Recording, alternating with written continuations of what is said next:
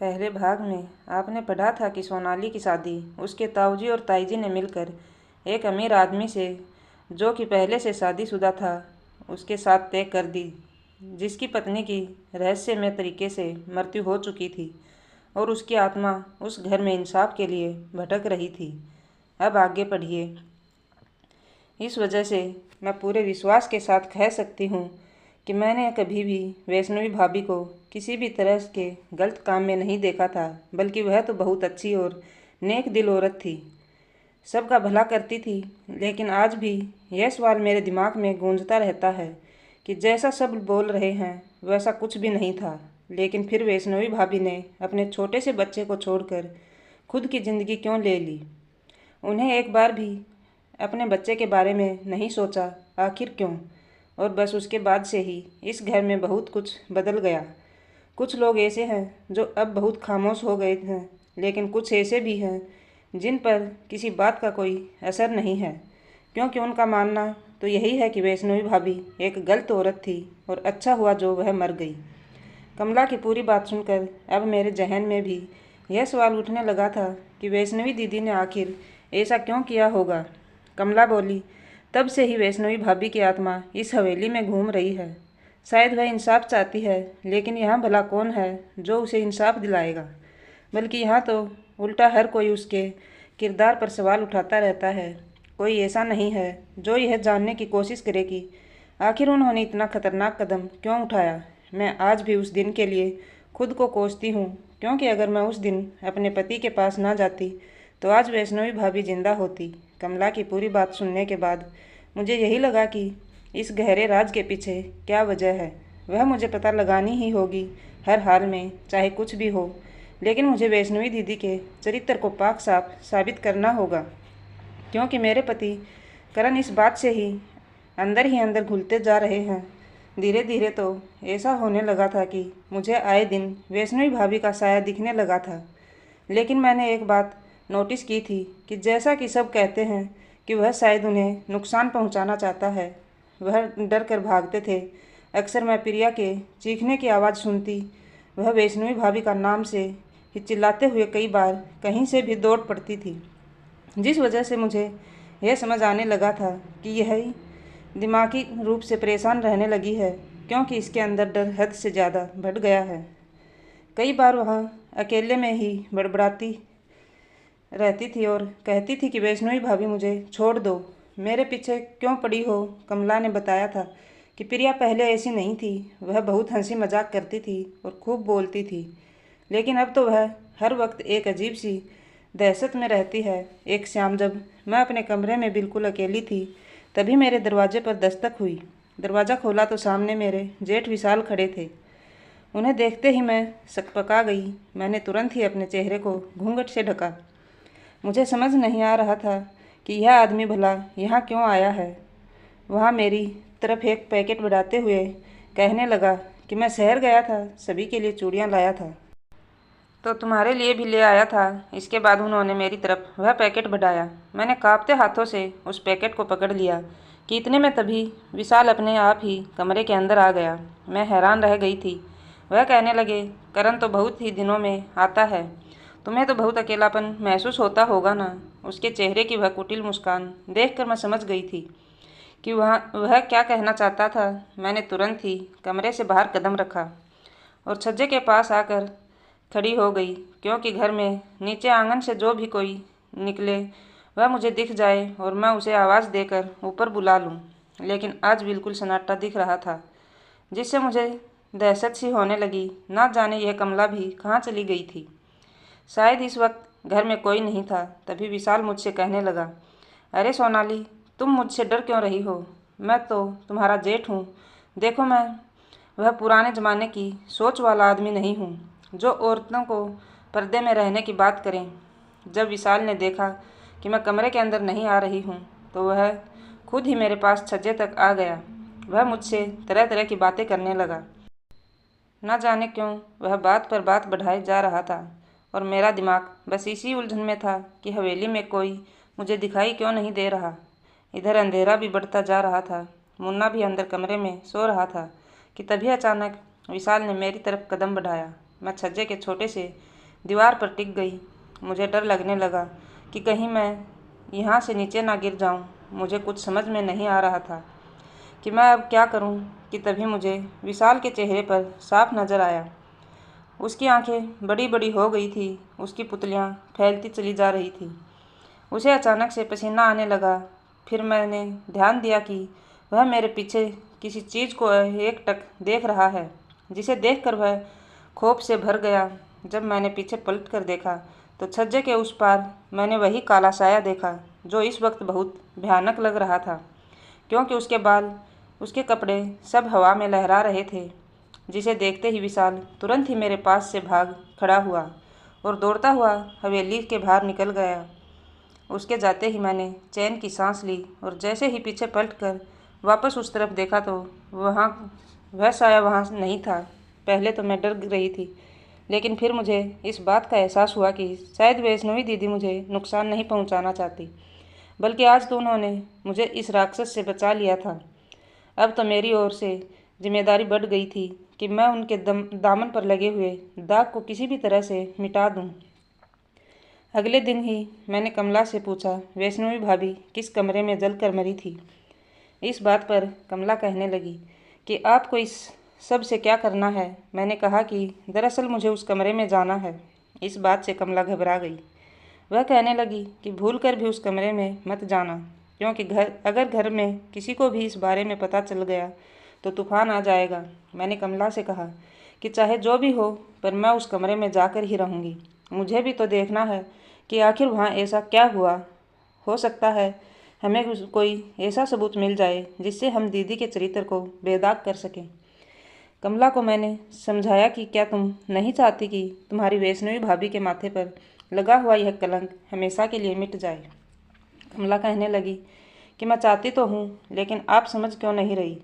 घर में अगर किसी ने भी देख लिया तो हम दोनों की आफत आ जाएगी। मैंने कमला से कहा कि तुम इसकी बिल्कुल भी फिक्र मत करो, क्योंकि हम उस कमरे में आधी रात को जाएंगे, जब सब लोग सो रहे होंगे।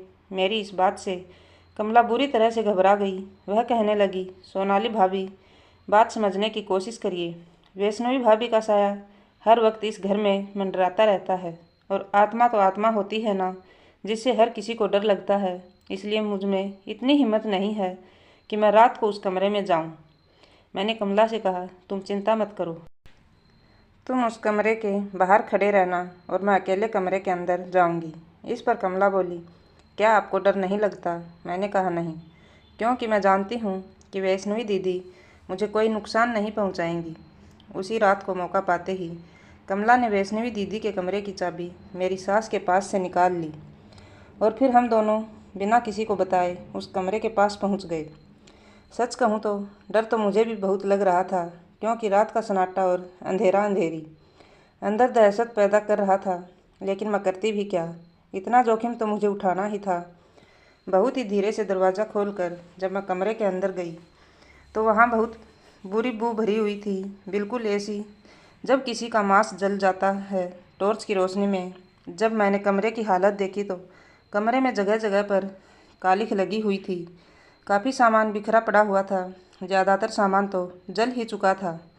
कुछ पल के लिए तो मुझे ऐसा लगा जैसे इस कमरे में मेरा दम घुट जाएगा और मैं मर जाऊंगी। इसलिए मैं थोड़ी देर सांस लेने के लिए कमरे से बाहर आई और उसके बाद दोबारा हिम्मत जताकर उस कमरे में गई। वहाँ जो कुछ भी पड़ा हुआ था उस सब को खंगालने लगी कि तभी ऊपर ताड़ पर रखी हुई छोटी सी बक्सिया में मुझे एक डायरी मिली। वह बक्सिया खुली हुई थी, इस वजह से वह आधी जल चुकी थी। मैंने जब उस डायरी के पन्नों को पलटा तो वह काफ़ी हद तक ख़त्म हो चुकी थी, लेकिन एक टुकड़ा उसमें से नीचे गिरा जिसमें कुछ ऐसा लिखा था जिससे मेरे दिमाग की घंटी बज गई। उस छोटे से टुकड़े में सिर्फ इतना लिखा था, ने कहा कि वह मुझे अपना बना कर ही रहेगा। मैं करण से भी कुछ नहीं कह सकती, वरना बस इसके आगे सब कुछ जला हुआ था। लेकिन इतने से टुकड़े से मुझे पूरी बात समझ नहीं आ रही थी। लेकिन अब इतना शक पक्का हो गया था कि कोई तो था जो वैष्णवी दीदी के पीछे पड़ा था। लेकिन आखिर वह कौन था। फिर मुझे वहाँ एक कंगन पड़ा हुआ मिला। वह कंगन सोने का था और जब मैं बाहर आई तो मैंने कमला को दिखाया तो उसने कहा कि यह तो वैष्णवी भाभी का ही है और वह कागज़ का टुकड़ा भी दिखाया। इस पर कमला कहने लगी कि वैष्णवी भाभी को लिखने का शौक़ था, वह डायरियाँ लिखा करती थी और यह उनकी ही लिखावट है। इसके बाद हमने अच्छे से ताला लगाकर उस कमरे को बंद कर दिया और हम वापस अपने कमरे में आ गए। लेकिन काफ़ी रात तक हम यही सोचते रहे कि आखिर वैष्णवी दीदी ने इस कागज़ के टुकड़े पर किसका जिक्र किया है, कौन था जो उनसे इस तरह की बात कर रहा था। कमला को भी समझ नहीं आ रहा था कि भला ऐसा कौन हो सकता है। क्या वह कोई बाहर वाला था या कोई घर वाला। यह सब सोच सोच कर हम लोग थक गए थे और फिर लेट कर चुपचाप सो गए। फिर ना जाने रात के किस पहर मुझे एक आवाज़ सुनाई दी। वह अचानक से मेरी आँख खुली। जब मैंने उठकर देखा तो वैष्णवी दीदी का वह कंगन ज़मीन पर इस तरह से नाच रहा था जैसे वहाँ किसी के हाथ से छूट कर गिरा हो। मुझे समझ नहीं आया कि यह कंगन भला ज़मीन पर कैसे आ गिरा। मैं जैसे ही उसे उठाने के लिए आगे बढ़ी, वह कंगन लुढ़कता हुआ दरवाजे के पास पहुंचा। मैंने वहां जाकर उसे उठा लिया कि तभी मुझे किसी औरत के तेज तेज चीखने चिल्लाने की आवाज़ सुनाई देने लगी। मैं घबरा गई कि भला इतनी रात को कौन औरत है जो हवेली में चिल्ला रही है। मैंने पीछे पलटकर बिस्तर पर देखा था कि मैं कमला को जगा सकूं, लेकिन कमला तो बिस्तर पर थी ही नहीं और ना ही वह मुन्ना था। यह देखकर मैं डर गई और तुरंत ही दरवाज़ा खोलकर बाहर भागी और ज़ोर ज़ोर से कमला को आवाज़ लगाने लगी, पर मुझे वह कोई नज़र नहीं आ रहा था और वहाँ चीखने की आवाज़ बढ़ती ही जा रही थी। मैं उन आवाज़ों का पीछा करते हुए एक कमरे तक पहुँची और जैसे ही मैंने जोर देकर दरवाजे को खोला तो सामने का नज़ारा देख मेरे होश उड़ गए थे, क्योंकि वहाँ पर सामने एक औरत के साथ एक आदमी वह हरकत कर रहा था जो कोई भी शरीफ औरत बर्दाश्त नहीं कर सकती थी, और इसलिए वह इतनी बुरी तरह से चीख रही थी। लेकिन वह कौन थी और वह आदमी कौन था। मैं जैसे ही उस औरत को बचाने के लिए आगे बढ़ी कि तभी मुझे उस औरत का चेहरा नज़र आ गया, जिसे देखकर मैं चौंक गई थी कि वह औरत कोई और नहीं बल्कि वैष्णवी दीदी थी। उस आदमी के हाथ पर मेरी नज़र पड़ी जिस पर एक निशान बना हुआ था। इससे पहले कि मैं उस आदमी के गिरेबान को खींचकर उसका चेहरा देखती, ऐसा लगा कि जैसे सब कुछ चुटकियों में गायब हो गया। वहाँ कुछ भी नहीं था और मेरी आँख खुल गई। जब आँख खुली तो देखा कि मैं बिस्तर पर थी और बगल में कमला और मुन्ना सो रहे थे। मैं पसीने से तैर हो गई थी। मैंने तुरंत ही एक गिलास पानी पिया और तभी मेरी नज़र सामने दीवार पर लगी वैष्णवी दीदी की तस्वीर पर गई। फिर एक बार फिर से मैं अपने उस सपने के बारे में सोचने लगी। अब मुझे इतना समझ आ गया था कि वैष्णवी दीदी मुझे वह दिखाना चाह रही थी जो वह किसी को बता तक नहीं सकी। इसका मतलब साफ था कि उनके साथ गलत हुआ था, लेकिन वह गलत किसने किया था। फिर मुझे उस आदमी के हाथ पर बना हुआ वह निशान याद आया। मैंने अगले सुबह ही उस निशान को एक कागज़ पर बनाकर जब कमला को दिखाया तो उसकी आंखें हैरानी से बड़ी हो गई। वह कहने लगी कि यह निशान तो इस हवेली के आदमियों का है। मैंने कहा कि तुम कहना क्या चाहती हो, तो कमला ने कहा कि दरअसल यह निशान तो इस हवेली के सभी आदमी अपने हाथ पर बनवाते हैं। इसका मतलब साफ था कि वैष्णवी दीदी के साथ गलत करने वाला कोई बाहर वाला नहीं बल्कि इस हवेली का ही कोई आदमी था। लेकिन आखिर वह कौन था।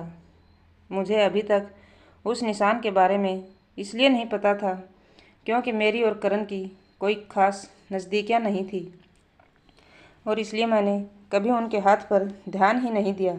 लेकिन कमला तो यह काफ़ी सालों से काम कर रही है। कमला कहने लगी कि मुझे इस पूरे घर में से एक आदमी पर ही शक है।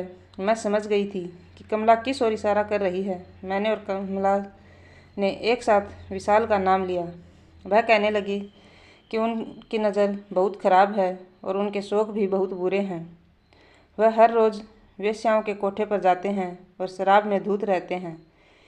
इसी सब की वजह से बड़ी भाभी हमेशा गम में डूबी रहती है क्योंकि उनका पति एक नंबर का धोखेबाज है। लेकिन सिर्फ शक के आधार पर हम ये नहीं कह सकते कि विशाल ही वह आदमी था। हमें उसके लिए सबूत चाहिए थे। मैंने कमला से कहा कि अगर ऐसा है कि विशाल ने यह सब किया है, तो फिर उस रात विशाल शादी से जल्दी लौट आया होगा, और जहाँ तक है वह पैदल तो नहीं आया होगा, ड्राइवर के साथ ही आया होगा। क्या कोई ऐसा तरीका है जो तुम कहीं से भी यह पता करवा सको कि उस रात विशाल हवेली लौटा था या नहीं? कुछ देर सोचने के बाद कमला बोली कि मैं यह बात पता करवा सकती हूँ, लेकिन इसमें मुझे मेरे पति की ज़रूरत होगी। उसने कहा कि मेरा पति जिस ठेके पर शराब पीने जाता है, वहीं पर यहाँ के ड्राइवर भी जाते हैं, और शराब एक ऐसी चीज़ है कि नशे में आदमी सब कुछ सही सही बोलता है, लेकिन मेरा पति बड़ा ही लिचड़ किस्म का आदमी है। बिना किसी लालच के वह एक उंगली भी नहीं हिलाता। मैंने तुरंत ही अपने पास जितना कैश रखा हुआ था उसमें से काफ़ी पैसा उठाकर कमला के हाथ पर रखा और उससे कहा कि जितना भी पैसा खर्च हो, लेकिन मुझे जल्द से जल्द इस सवाल का जवाब चाहिए। और फिर एक हफ्ते के बाद जब कमला वापस लौटी तो उसने मुझे जो कुछ बताया, मेरे कानों से खून निकलने लगा था। कमला के चेहरे की भी हवाई उड़ी हुई थी। वह कहने लगी, सोनाली भाभी, उस रात हवेली लौट कर कोई आया तो था, लेकिन वह विशाल नहीं था, तो फिर भला कौन था? उसने डरते डरते अपने मुंह से जो नाम लिया वह मेरे बड़े ससुर का था। मुझे यकीन नहीं हो रहा था कि क्या सच में मेरे बड़े ससुर ऐसे हैं। कमला कहने लगी कि उन्होंने ही सबको यह बात बताई थी कि वैष्णवी को उन्होंने किसी गैर मर्द के साथ देखा था, और उसके बाद ही वैष्णवी भाभी ने यह सब कर लिया। वह पहले चश्मादीद इंसान थे। मेरी उलझन बढ़ती चली जा रही थी। मैं कभी सपने में भी नहीं सोच सकती थी कि मेरे बड़े ससुर इतना घटिया काम करेंगे। उनकी नीयत में इस कदर खोट होगा। लेकिन अब इस बात को भी मैं कैसे साबित कर सकती थी? मुझे कोई रास्ता नहीं सूझ रहा था। मैं भगवान से हर दिन प्रार्थना करती थी कि वह मुझे कोई रास्ता दिखाए, कि तभी एक दिन मुझे बाहर से किसी औरत के बहुत तेज़ तेज़ हंसने खिलखिलाने की आवाज़ आने लगी। वह बहुत ही चटपटी और मसालेदार बातें करके मेरी सास के सामने खूब हंस रही थी। सब लोग उसकी बातों पर चटकारे भी ले रहे थे,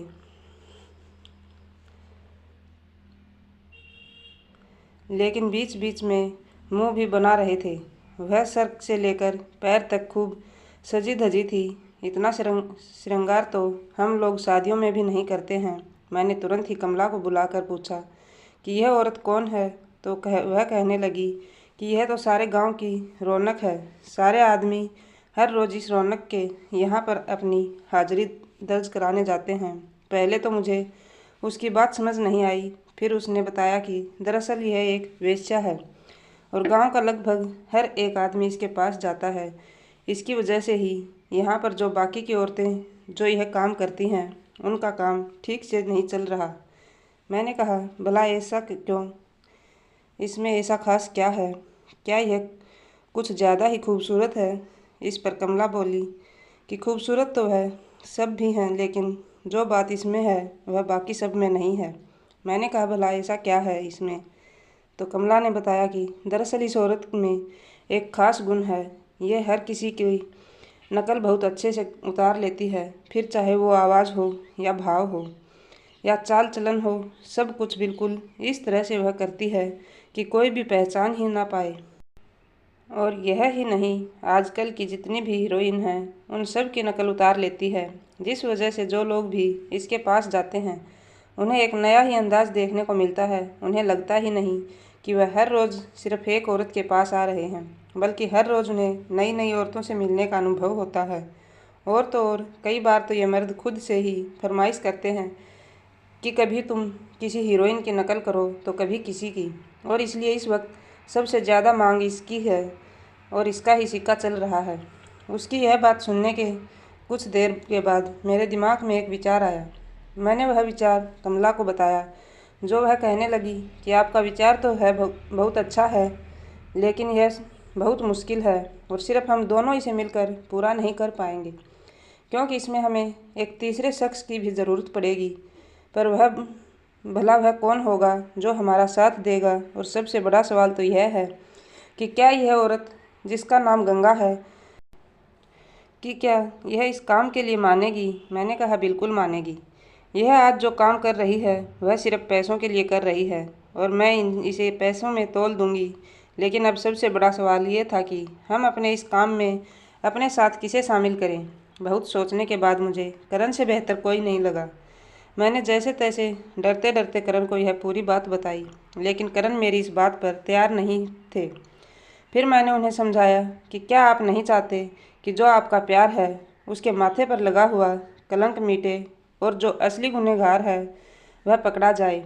बहुत समझाने के बाद जैसे तैसे करण हमारा हाथ साथ देने के लिए तैयार हो गए। इसके बाद करण अपने प्यार को इंसाफ दिलाने के लिए उस वेश्या की चौखट पर जाने के लिए निकल गए और उन्होंने उसे मुंह मांगी रकम देकर इस काम के लिए तैयार कर लिया।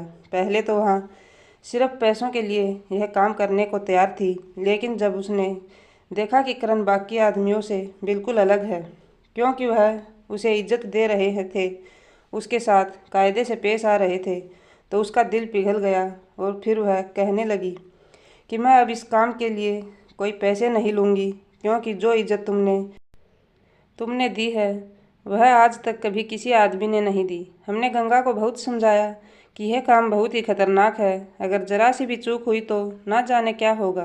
पर गंगा कहने लगी कि बचपन से आज तक वह न जाने कितने ही परीक्षाओं को लांघते हुए यहाँ तक पहुँची है। पूरी जिंदगी वह एक ऐसे घटिया दलदल में डूबी रही। कम से कम अब जब एक अच्छा काम करने का मौका मिला है तो उसे तो बिना किसी स्वार्थ के किया जाए। मैं गंगा का बड़ा दिल देखकर बहुत खुश थी। मैं यही सोच रही थी कि हम वेश्या को बुरी नज़र से देखते हैं, पूरा समाज और समाज के लोग उस पर थूकते हैं, उसमें कमियां निकालते हैं, लेकिन जो मर्द दिन के उजाले में उस पर उंगलियां उठा रहे होते हैं, वही मर्द रात होते ही उसके दरवाजे पर लाइन लगाकर खड़े हो जाते हैं और उसकी खूबसूरती में हजारों अल्फाजों की शायरियाँ कहने लगते हैं। यह पर सोचने वाली बात यह है कि चरित्र किसका गिरा हुआ है, उन वेश्याओं का या फिर उन मर्दों का जो अपने चेहरे पर नकाब ओढ़कर घूम रहे हैं, जो खुद उनके पास चल कर आते हैं। हमारे समाज की यही विनम्रता है कि घूम फिर कर हर चीज़ में गलती सिर्फ औरतों की ही निकाल दी जाती है।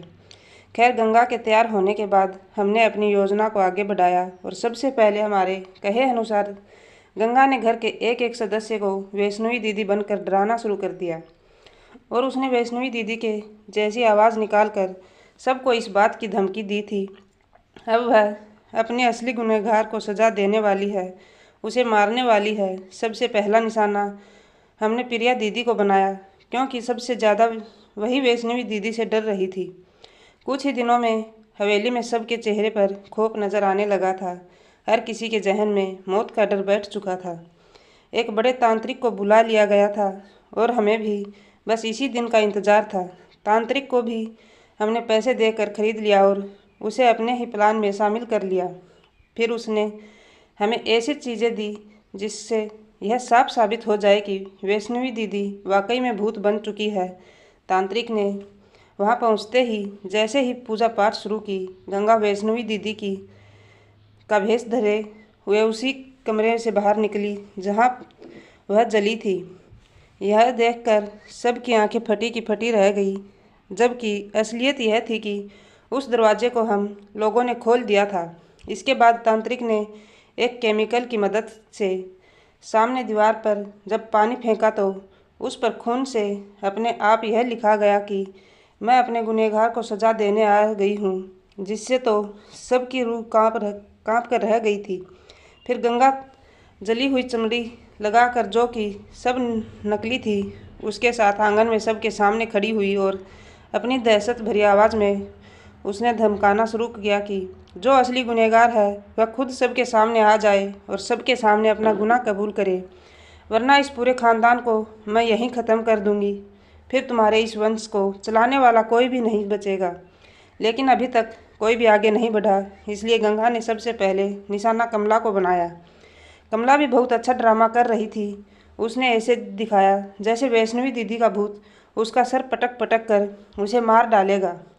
वह बहुत अच्छे से अपने आप को कभी दीवार पर तो कभी ज़मीन पर पटक रही थी। और कुछ ही देर बाद मैंने जो नकली खून उसे दिया था वह सब उसके शरीर से बहने लगा, जिसे देखकर सबकी रूह कांपने लगी थी। घर के खिड़की दरवाजे बार बार बंद हो रहे थे, खुल रहे थे। यह काम करण ने अपने विश्वास पात्र लोग थे उनसे अच्छे से करवा लिया था, लेकिन कमला के साथ यह सब होने के बाद भी कोई आगे नहीं बढ़ रहा था कि तभी फिर गंगा ने मेरे कहे अनुसार करण को निशाना बनाया, क्योंकि कमला तो बाहर वाली थी लेकिन करण तो घर के ही वंश थे। जैसे ही करण पर हमला होते हुए सब ने देखा, तभी मेरे सास ससुर घुटनों पर बैठकर गंगा या फिर कहूँ कि वैष्णवी दीदी के सामने भीख मांगने लगे कि हमसे गलती हो गई है, हमें नहीं पता कि तुम हमें किस गुनाह की सज़ा दे रही हो, लेकिन हमारे बेटे को छोड़ दो, हम आज के बाद कभी भी तुम्हारे चरित्र पर कोई भी लांछन नहीं लगाएंगे। यह सब देखकर प्रिया दीदी बुरी तरह से दहशत से भर गई और वह अचानक ही रो रो कर कहने लगी कि आप लोग सच क्यों नहीं बता देते, आखिर कब तक अपने इस गुनाह को छुपाते रहेंगे। आप लोग गुनहगार हैं और आपके गुनाह की सज़ा हम सबको मिल रही है। प्रिया की बात सुनकर सब लोग उस तरफ देखने लगे जिधर वह देखकर बोल रही थी। वह मेरे बड़े ससुर और विशाल के सामने भीख मांग रही थी। किसी को कुछ समझ नहीं आ रहा था। तभी गंगा ने प्रिया के डर का फायदा उठाते हुए अब ऐसे दिखाया कि वह अब प्रिया पर हमला करने वाली है। वह जैसे ही उसकी तरफ बढ़ी, प्रिया ने अपना आपा खो दिया। उसे अपनी जान जाने का डर बैठ गया था और उसने चिल्ला चिल्ला कर बता दिया कि वैष्णवी भाभी उस रात खुद नहीं मरी थी, उनको मारा गया था और उनके साथ यह सब करने वाला और कोई नहीं बल्कि बड़े पापा, बड़े भैया हैं। अब सबके सामने सच आ चुका था, एक ऐसा सच जो लावा बनकर सबके कानों में उतरा तो हर किसी के कान के पर्दे लगभग फट चुके थे। किसी को भी यकीन नहीं हो रहा था कि प्रिया यह क्या कह रही है, और एक सवाल यह भी था कि इसका मतलब इस सब सच्चाई के बारे में प्रिया को सब कुछ पता था। इसके बाद गंगा ने प्रिया को धमकी दी कि अगर तूने सबको सच नहीं बताया तो मैं तुझे अभी 4 टुकड़ों में बांट दूंगी। इसके बाद प्रिया ने रो रो कर सबको जो कुछ भी बताया। उसे सुनकर तो उस सब की आंखें हैरत से फटी की फटी रह गई। प्रिया ने कहा कि उस रात जब शादी में घर के सभी लोग गए हुए थे तो आधी रात को मुझे अचानक भाभी के चीखने की आवाज़ सुनाई दी। मैं जैसे ही भाभी के कमरे में गई तो दरवाज़ा अंदर से बंद था। खिड़की से देखा तो मैंने अंदर विशाल भैया को भाभी के साथ देखा। उन्होंने भाभी की ज़िंदगी खराब कर दी थी। वह बहुत बुरी तरह से रो रही थी और उनसे भीख मांग रही थी कि वह कैसे भी करके उन्हें छोड़ दें, लेकिन विशाल भैया उस वक्त नशे में इस कदर डूबे हुए थे कि उन्हें कुछ भी नहीं सूझ रहा था। उन्हें उनकी ना तो इज्जत की परवाह थी, ना दर्द और ना तकलीफ़ की। उन्होंने उनके बच्चे के बारे में भी नहीं सोचा। उनका बच्चा बुरी तरह से गला फाड़ फाड़ के रो रहा था और इधर मैं दरवाज़ा पीट रही थी, लेकिन दरवाज़ा तभी खुला जब सब कुछ उजड़ चुका था।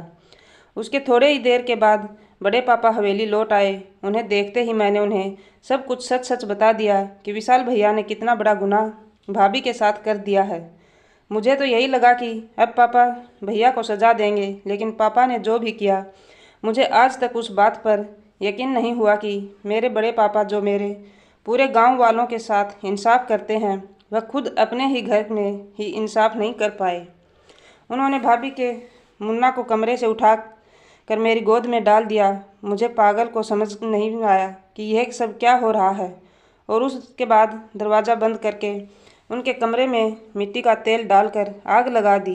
भाभी पूरी तरह से चीखती रही, चिल्लाती रही और रो रो कर इस बात के दुहाई मांगती रही कि कम से कम उनके लिए ना सही, लेकिन उनके बच्चे के लिए ही सही उनकी जान बख्श दें, क्योंकि उनके मर जाने के बाद उनके छोटे से बच्चे का क्या होगा। पर यह दोनों राक्षस उस वक्त अपने ही घमंड में चूर थे। इन्हें अपनी इज्जत उनकी जान से ज़्यादा प्यारी लग रही थी। यह नहीं चाहते थे कि किसी को भी इनकी काली करतूत के बारे में पता चले। यह अपने पुत्र मोह में इतने अंधे हो गए कि उनकी करतूत को ढकने के लिए उन्होंने एक बीबी, एक माँ और एक बहू की जान ले ली और एक छोटे से बच्चे को अनाथ कर दिया।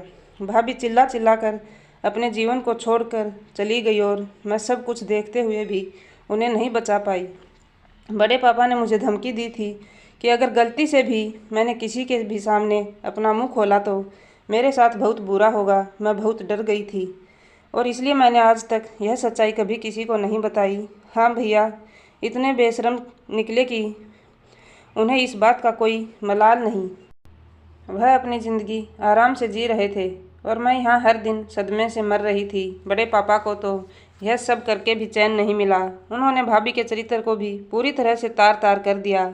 फिर अपने कपूत की इज्जत को बचाने के लिए, क्योंकि उन्हें अच्छे से पता था कि उनकी बात पर हर कोई आंख बंद करके यकीन कर लेगा। पूरा सच सुनने के बाद हर किसी की आंखों से आंसू बह रहे थे। करण भी बहुत बुरी तरह से रो रहे थे। वह कहने लगे, मैंने कहा था ना तुम सबसे कि मेरी वैष्णवी कभी गलत नहीं हो सकती। वह सिर्फ मुझसे प्यार करती थी, लेकिन किसी ने भी मेरी बात का यकीन नहीं किया। इस सब के होने के बाद गांव के भी काफ़ी लोग आंगन में इकट्ठे हो गए थे और उन सब लोगों ने भी पूरी सच्चाई सुन ली थी। हर कोई मेरे बड़े ससुर और उनके बेटे पर थूक रहा था। इसके बाद वह लोग रो रो कर अपने किए की माफ़ी मांगने लगे। बड़े ससुर बोले, यह सब कुछ मैंने अपने बेटे के मुंह में आकर किया, लेकिन हमने बहुत बड़ा पाप कर दिया है। विशाल बोला, जब से करण की बीवी शादी होकर आई थी, तब से ही मेरी नज़र उसकी पत्नी पर थी, पर मुझे कभी मौका ही नहीं मिला। शादी वाली रात मेरे लिए बहुत अच्छा मौका था, क्योंकि उस वक्त घर में कोई नहीं था सिवाय कमला और प्रिया के। प्रिया का तो मुझे कोई डर नहीं था, लेकिन बस कमला को किसी भी तरह से अपने रास्ते से हटाना था। इसलिए मैंने अपने एक आदमी से कहकर उस रात कमला के पति को, जब वह नशे में डूबा हुआ था, उसे धक्का देकर नाले में गिरा दिया और फिर यह खबर हवेली पहुंचा दी कि उसके पति को बहुत चोट आ गई है, जिसे सुनकर कमला अस्पताल दौड़ी चली गई। इसके बाद मैंने अपने एक दोस्त की मोटरसाइकिल उठाई और सीधा हवेली आ गया। मैं हवेली की किसी गाड़ी से नहीं आया, क्योंकि मैं नहीं चाहता था कि किसी को भी गलती से भी यह पता चले कि मैं उस रात हवेली आया था। मैंने सोचा था कि मैं अपना काम ख़त्म करके वापस शादी में लौट जाऊंगा। मेरे बड़े ससुर कहने लगे कि मैं उस रात विशाल को मोटरसाइकिल से सबकी नज़रों से बचते हुए कहीं जाते देखा तो मुझे उस पर शक हुआ। इसलिए मैं तुरंत ही गाड़ी से इसका पीछा करते हुए आया और मैं यह देखकर हैरान रह गया था कि यह हवेली वापस आया है। लेकिन आखिर क्यों? पर जब तक मैं हवेली आया, तब तक सब कुछ ख़त्म हो चुका था और मेरे सामने अपनी इज्जत बचाने का बस एक ही रास्ता बचा था, और फिर मैं वह गुनाह कर बैठा। इसके बाद मैं विशाल को लेकर वापस शादी में चला गया, ताकि किसी को हम पर शक ना हो। और अगली सुबह भोर में बस मैं ही सबसे पहले हवेली आ गया, जिससे वैष्णवी को गुनहगार साबित कर दूं। उन दोनों बाप बेटे ने अपने गुनाह को कबूल कर लिया था। इसके बाद गंगा ने सबके सामने अपनी सच्चाई खोल कर रखी। इसे देखकर वहाँ खड़ा हर शख्स दंग रह गया था। फिर मैंने सबको बताया कि सच्चाई को सामने लाने के लिए हम सब ने मिलकर यह नाटक रचा था, क्योंकि वैष्णवी दीदी के साथ जो कुछ भी हुआ वह सच्चाई सभी के सामने आ सके। और आज जो सच सामने आया है उसके बारे में मैं तो कोई सपने में भी नहीं सोच सकता था। तभी वहाँ सभी इस बात की मांग उठाने लगे कि पुलिस को बुलाया जाए और इन दोनों बाप बेटे को गिरफ्तार किया जाए। सबकी सहमति यही थी, इसलिए तुरंत ही इस फैसले पर अमल करने के लिए पुलिस थाने में फ़ोन मिलाया जाने लगा। लेकिन कुछ पल में, जहाँ पहले सब कुछ शांत था, अचानक भयानक तूफान आ गया। इतनी तेज़ हवा चलने लगी कि किसी को कुछ नज़र ही नहीं आ रहा था।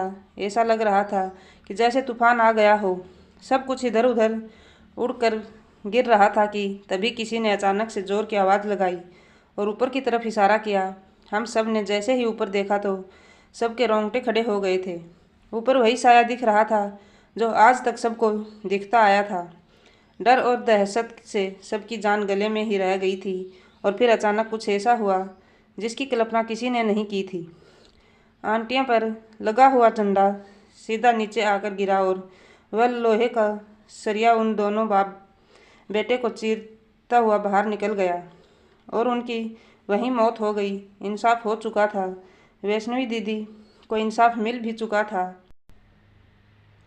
इसलिए उन दोनों दुष्ट पापियों के प्राण पखेरु उड़ गए। वैष्णवी दीदी का वह साया भी तेज रोशनी के साथ धुआं धुआं होकर कहीं गायब हो गया, या यूं कहूँ कि उन्हें मुक्ति मिल गई थी। इस भयानक नज़ारे को देखकर हर कोई सदमे में था। एक हफ्ते के बाद सब कुछ शांत हो गया था। मेरे सास ससुर में मुन्ना, करण और कोमल और प्रिया अब गांव के पास ही बनी हुई दूसरी कोठी में आकर रहने लगे थे। हमने हमेशा के लिए उस हवेली को छोड़ दिया था, क्योंकि उस हवेली से बहुत बुरी यादें जुड़ी हुई थी। शायद वैष्णवी दीदी ने इतने दिनों तक बड़े साहब और उसके बेटे को इसलिए बख्श रखा था क्योंकि वह सबसे पहले यह चाहती थी कि उन पर जो लांछन लगाया गया है वह किसी भी तरह से हट जाए। जो असली सच्चाई है वह सबके सामने आए और जैसे ही सारा सच सबके सामने उजागर हुआ उन्होंने अपने गुनहगारों को सजा दे दी थी। धीरे धीरे 6 महीने बीत चुके थे और अब करण बहुत खुश हैं क्योंकि उनके पहले प्यार को इंसाफ मिल चुका था। अब मेरे और करण के बीच में नज़दीकियाँ बढ़ने लगी थी। वह मुझे अपनी पत्नी के अधिकार भी देने लगे थे। मैं उनके साथ हंसी खुशी अपना जीवन बिता रही हूँ, लेकिन आज भी हम दोनों वैष्णवी दीदी को याद करते हैं, उनकी बातें करते हैं। उस दिन के बाद वैष्णवी दीदी का साया हमें कभी नहीं दिखा क्योंकि अब उन्हें मुक्ति मिल चुकी थी और उन्हें शायद अब यह विश्वास भी हो गया था कि उनके मुन्ना की परवरिश मुझसे बेहतर और कोई नहीं कर सकता था। मैंने करण के सामने यह इच्छा जाहिर की कि मैं कभी भी अपनी औलाद को पैदा नहीं करूंगी क्योंकि मैं मुन्ना के साथ किसी भी तरह का कोई भेदभाव नहीं करना चाहती थी। मेरे इस फैसले को करण ने खुले दिल से स्वीकार किया। कमला का भी मैंने उसके पति से तलाक करवा दिया और अपने ही पहचान के एक बहुत ही सुलझे हुए लड़के से उसकी शादी करवा दी और आज वह हंसी खुशी अपना जीवन जी रही है। तो दोस्तों, उम्मीद करती हूँ आपको हमारी कहानी पसंद आई होगी। कहानी पसंद आई है तो वीडियो को लाइक और शेयर करें। चैनल पर नए हैं तो चैनल को सब्सक्राइब ज़रूर करें और हाँ, बेल आइकन को प्रेस करें जिससे वीडियो की अगली अपडेट सबसे पहले आपको मिले।